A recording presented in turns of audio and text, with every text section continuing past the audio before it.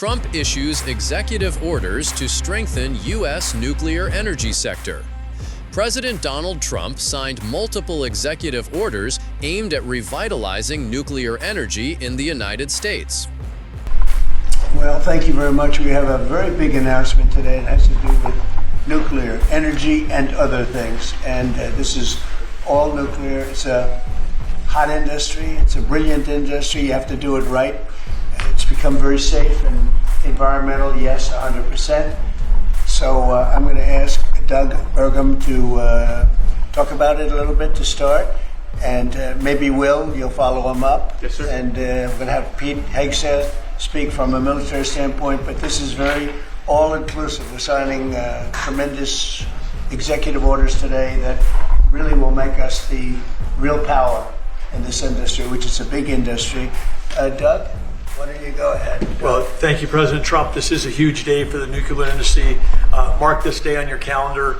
This is going to turn the clock back on over 50 years of over-regulation of an industry. American greatness has always come from innovation, and we were very innovative. We led post-World War II in all things nuclear, but then we've been stagnated. We've choked it with over-regulation. Today, Will is going to walk us through a series of 4 executive orders. Each of these help attack separate issues that have held back this industry. And with us today, we've got a number of CEOs from the industry representing some of our largest nuclear providers, but also a big change. This is a time when capital and competition has finally come to this industry. We've got venture capital, we've got startups coming into all aspects of small modular nuclear, and we've also got an EO that's talking about the importance of us having a secure supply chain of being able to get that fuel load here in the United States as opposed from foreign sources. This has impacts on national security, on our defense, and again, President Trump here today has committed to energy dominance, and part of that energy dominance is that we've got enough electricity to win the AI arms race with China. What we do in the next 5 years related to electricity is going to determine the next 50, because this is the first time in history where electricity can be translated into intelligence, and we need that intelligence for every aspect of our economy, but also for defense. Pete Hegseth in Department of Defense has been a key part of this, and this is going to help us make sure that we're providing the defense we need, where we need that AI, need the electricity, but also to secure our bases here at home and around the world. Secretary? Sure, I'll just add to that before going to Will. Energy security is national security. If we don't have reliable energy for our basing, for our troops, whether forward deployed or domestically, we're vulnerable. So by having small modular nuclear capabilities, which are rapidly being fielded, that we can use on our bases here and around the world, we're creating an environment where if things happen elsewhere, the military can be relied upon. Also, we're including artificial intelligence into everything we do. If we don't, we're not fast enough. We're not keeping up with adversaries. You need the energy to fuel it. Nuclear is a huge part of that, modular or otherwise. So we're going to have the lights on and AI operating when others do not, faster than everybody else because of nuclear capability. So this is a big game changer for us as well. And we're also talking about the big plants, the very, very big, the biggest. We're going to be doing them also, but we're going to start off a little bit. I think the focus today is the smaller module, but included in this group, we're also doing big plants where needed. They won't be needed too much, but they'll literally be able to do it in an entire state. And you've read a lot about cost overruns in a couple of states that were pretty significant, but we're not going to have cost overruns. And the technology's come a long way, both in safety and cost and everything else. Would a couple of you guys like to talk about your companies and you want to say anything? Joe, why don't you kick it off? Sure. My name's Joe Dominguez. I run Constellation Energy. We have about 25% of the nation's fleet. We're the largest publicly traded nuclear company in the world. We're in the middle of a merger with Calpine, and once completed, we will be the largest electric producing company in the world. About enough power to produce, to cover all of Mexico, actually. I didn't know that. When we talked, you were so modest. I can't believe it. That's normally not said about me, Mr. President. I'm very impressed. Go ahead. So you think it's got a great future? Yeah, well, absolutely we do. And the big change here is not only the technology has come around, but we have some of the largest companies in the world, the hyperscalers, who need this energy for AI.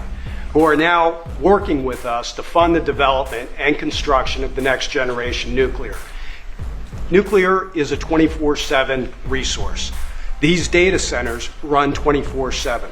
Some of them will cost $200–300 billion, and they want to run them all of the time. So we can't use intermittent resources. We need something that's always on, 24/7, and nothing does that better than nuclear. The problem in the industry has historically been regulatory delay. Mr. President, you know this because you're the best at building big things. Delay in regulations and permitting will absolutely kill you, because if you can't get the plant on, you can't get revenue, and the interest costs are horrible. We're wasting too much time on permitting, and we're answering silly questions, not the important ones. These directives seek to accelerate the construction of new reactors and enhance the domestic mining and processing of uranium, a fuel source the U.S. largely imports. Speaking from the Oval Office, Trump stated, "We're signing major executive orders today that will position us as a global leader in nuclear energy." The administration's focus includes easing regulatory hurdles and promoting the development of smaller, advanced reactors that are especially appealing to energy-intensive industries such as technology and artificial intelligence. Among the key changes is a restructuring of the Nuclear Regulatory Commission, NRC, to ensure quicker decision-making on reactor applications, targeting an 18-month review window. While concerns about nuclear safety remain, Trump insisted that the process would remain both fast and safe. The orders mark a significant shift as nuclear energy garners renewed interest across the country. Despite high construction costs and lingering public concerns, especially after the 2011 Fukushima disaster, momentum is growing. Michael Kratsios, who headed the White House Office of Science and Technology Policy, hailed the move as a landmark step toward a nuclear renaissance in America. A senior official noted that the administration aims to test and deploy next-generation reactors before the end of a potential second Trump term in January 2029. The orders intend to reduce regulatory obstacles and shorten the timeline for new nuclear projects, transforming how the NRC functions. Trump had previously declared an energy emergency to expand fossil fuel development and reverse climate measures introduced under President Joe Biden. However, the growing demand for clean energy, driven in part by companies like Amazon, Google, and Microsoft seeking zero-emission power, has led to a broader strategy that includes nuclear energy. In line with these efforts, plans are underway to reactivate dormant nuclear plants, including the 3 Mile Island facility, known for the worst nuclear accident in U.S. commercial history in 1979. The push for domestic uranium production has also intensified.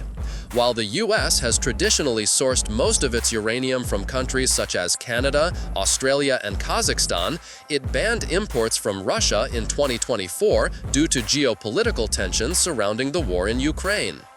The global interest in nuclear power has surged recently, as nations seek carbon-free alternatives and grapple with rising energy costs, driven in part by the ongoing conflict in Eastern Europe. While countries like Germany moved away from nuclear energy post-Fukushima, others are now reconsidering its role in the energy mix.